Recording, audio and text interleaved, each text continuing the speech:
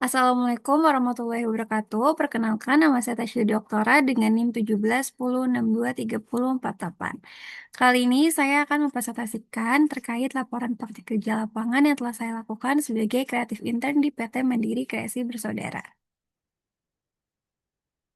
Nah, di era digital saat ini, media sosial telah menjadi salah satu sarana utama perusahaan dalam membangun komunikasi, memperkuat brand identity, dan juga meningkatkan brand awareness. Kondisi tersebut menjadikan digital marketing ini sebagai kompetensi penting, khususnya pada industri event organizer yang dituntut untuk terus berinovasi. Oleh karena itu, pelaksanaan PKL di PT Mandiri Kreasi Bersaudara ini dipilih sebagai sarana untuk mengimplementasikan ilmu bisnis digital sekaligus memperoleh pengalaman kerja secara profesional. Nah, adapun tujuannya sendiri yaitu yang pertama untuk mengimplementasikan ilmu bisnis digital dalam dunia kerja, memahami proses pengelolaan media sosial dan juga event organizer, dan yang terakhir mengembangkan hard skill dan juga soft skill melalui pengalaman kerja profesional. Adapun manfaatnya sendiri bagi praktikan yaitu untuk menambah pengalaman kerja secara nyata, peningkatan hard skill dan juga soft skill, dan juga penguasaan tools digital. Bagi perusahaan ataupun mitra, yaitu untuk mendukung branding, pengelolaan media sosial, dan juga pelaksanaan event. Adapun bagi Fakultas Ekonomi dan Bisnis Universitas Negeri Jakarta, yaitu untuk mengevaluasi kurikulum serta memperkuat kolaborasi dengan industri. Nah, adapun metode pelaksananya sendiri yaitu di sini praktek kerja lapangan ini dilaksanakan selama 4 bulan dari tanggal 1 April sampai dengan 31 Juli 2026 dengan sistem kerja yaitu work from office Senin sampai Jumat dari pukul 9 pagi sampai dengan 6 sore di optional office-nya di Jalan Jogro Raya, Kembangan, Jakarta Barat. Nah, sini metodenya ini dimulai dari metode observasi yaitu dengan mengamati lingkungan kerja, struktur organisasi, serta kerja divisi kreatif untuk memahami proses kerja perusahaan. Metode partisipasi yaitu dengan terlibat langsung dalam pengelolaan media sosial, content creation, media promosi, dan juga persiapan serta pelaksanaan event. Dan yang terakhir yaitu ada metode evaluasi dengan melakukan peninjauan hasil pekerjaan melalui arahan, revisi, dan juga evaluasi bersama mentor untuk meningkatkan kualitas kerja dan juga kompetensi. Nah, di sini adapun profil perusahaan dari PT Mandiri Kreasi Bersaudara ataupun Upgrade in Event Organizer ini yaitu perusahaan yang bergerak di bidang event organizer ataupun kreatif industri yang berdiri sejak tahun 2010 yang mengusung konsep one stop solution untuk kebutuhan event mulai dari perencanaan, produksi hingga pelaksanaan. Jadi, core bisnis dari Upgrade ini nggak cuma event organizer aja, tapi juga menyediakan jasa desain, production, multimedia, dan juga outbound and capacity building. Adapun visinya yaitu untuk menjadi perusahaan event organizer dan juga industri kreatif yang profesional, kreatif, dan juga terpercaya dalam memberikan pelayanan terbaik kepada klien dengan misi memberikan pelayanan profesional yang berorientasi pada kepuasan klien melalui konsep kreatif dan juga inovatif, menyediakan layanan event yang terintegrasi serta terus mengikuti perkembangan industri kreatif dan juga teknologi digital dengan budaya kerja yaitu creativity, teamwork, professionalism, dan juga customer oriented. Nah, di sini ada struktur organisasi Upgrade Inc. Yaitu dipimpin oleh Bapak Azari Halim selaku Managing Director yang membawahi beberapa divisi sekaligus seperti divisi multimedia, client service, kreatif, production, business development, dan juga finance. Nah, adapun posisi praktikan sendiri yaitu di divisi kreatif dengan jabatan sebagai kreatif intern khususnya di sosial media dengan pembimbing lapangan ataupun mentor yaitu Kak Delan Arda selaku 2D Creative Style kayak gitu. Nah, selama menjalankan PKL ini praktikan gak cuma berkoordinasi dengan mentor ataupun tim kreatif aja, tapi juga berkoordinasi dengan tim lain dan juga vendor ataupun klien kayak gitu. Nah, di sini untuk lingkup pekerjaannya sendiri, yaitu yang pertama melakukan riset tren, analisis kompetitor, serta brainstorming ide dan juga konsep konten. Lalu selanjutnya mendesain konten media sosial seperti feed, story, dan juga reel, serta menyusun caption dan juga copywriting. Lalu selanjutnya dia melakukan publikasi konten, monitoring performa, dan juga mengelola interaksi dengan audiens. Nah, jadi tiga lingkup pekerjaan di atas ini yaitu yang berhubungan dengan sosial media ya. Sedangkan tiga di bawahnya ini pekerjaan yang tidak berkaitan dengan sosial media seperti membuat berbagai materi visual perusahaan, kayak company profile, profile event, dan juga materi presentasi.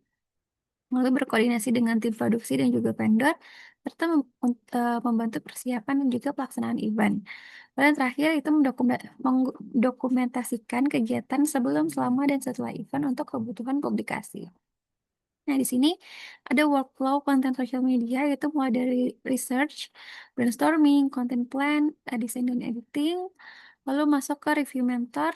Kalau misalnya sudah di ACC dan tidak direvisi, maka lanjut ke tahap publishing dan juga monitoring. Nah, di sini ada beberapa dokumentasi dari content plan, proses editing, terus ini ada draft konten untuk di-review, draft caption, dan juga ada postingan yang sudah di-upload gitu. Dari sini ada beberapa tools yang digunakan selama membuat konten dan juga melaksanakan PKL, mulai dari Google Workspace, Canva, CapCut, Microsoft Office, Zoom, dan juga AI. Nah, di sini ada beberapa desain yang telah dibuat, mulai dari story dan juga feeds. Nah, di sini selanjutnya ada recap kinerja sosmed.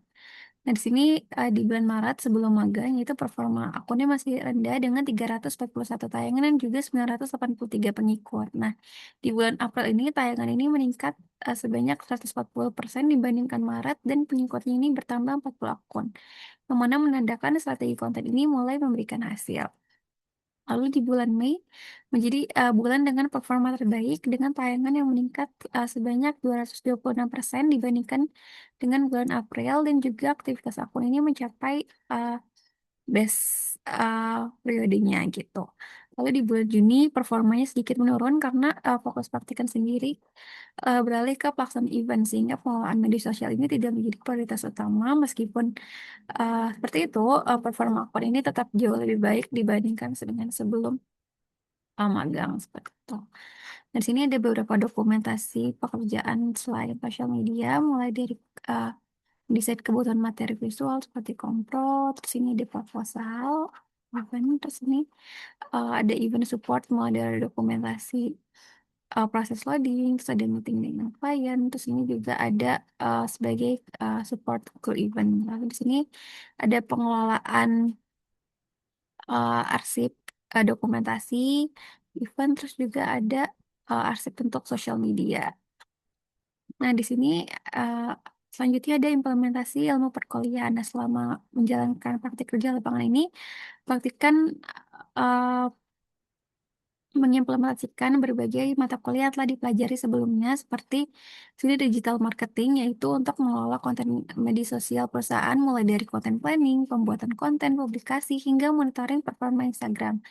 Lalu ada Integrated Marketing Communication atau IMC dengan menyusun komunikasi pemasaran yang konsisten melalui caption, visual, dan juga berbagai format konten yang sesuai identitas perusahaan. Lalu yang ketiga ini ada Customer Behavior yang mana diimplementasikan dengan menyesuaikan konsep konten dengan karakteristik target audience agar informasi ini jauh lebih menarik dan juga lebih mudah dipahami. Lalu di sini ada visual komunikasi desain dengan merancang konten visual dengan memperhatikan prinsip desain, komposisi, warna, dan juga tipografi untuk mendukung branding perusahaan. Lalu yang terakhir itu ada operation management, yaitu diimplementasikan dengan mendukung persiapan dan juga pelaksanaan event melalui koordinasi tim, pengelolaan kebutuhan operasional, serta dokumentasi kegiatan seperti itu. Nah, di sini selanjutnya ada hambatan dan solusi. Di sini ada 3 hambatan utama, yaitu yang pertama ada creative block, yang mana praktikan ini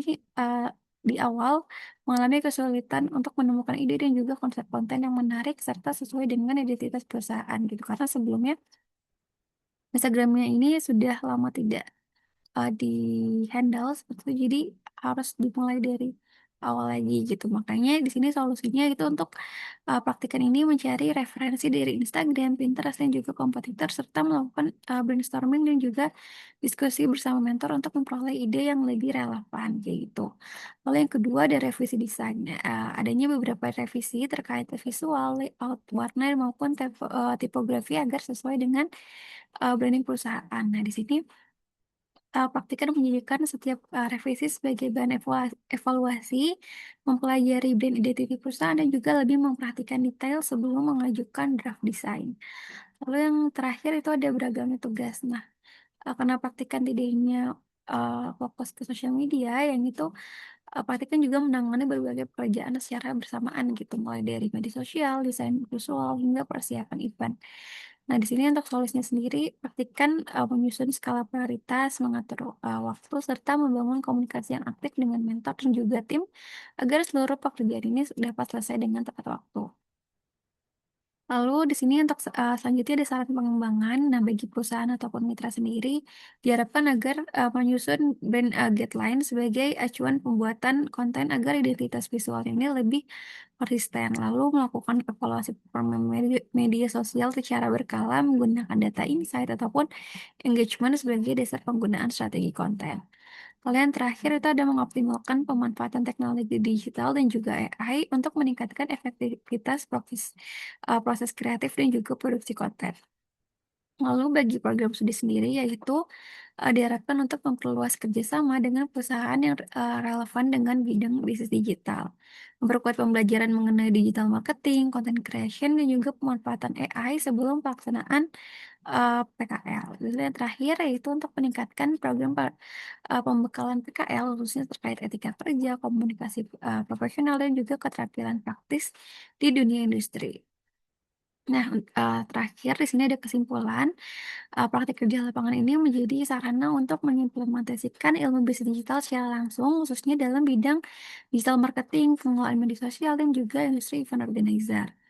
Lalu keterlibatan praktikan dalam pengelolaan media sosial, pembuatan konten, serta pelaksanaan event ini memberikan pengalaman nyata mengenai proses kerja di lingkungan profesional, yang mana PKL ini membantu meningkatkan hard skill dan juga soft skill seperti content creation, komunikasi, kolaborasi, problem solving, serta manajemen waktu sebagai bekal menghadapi dunia kerja.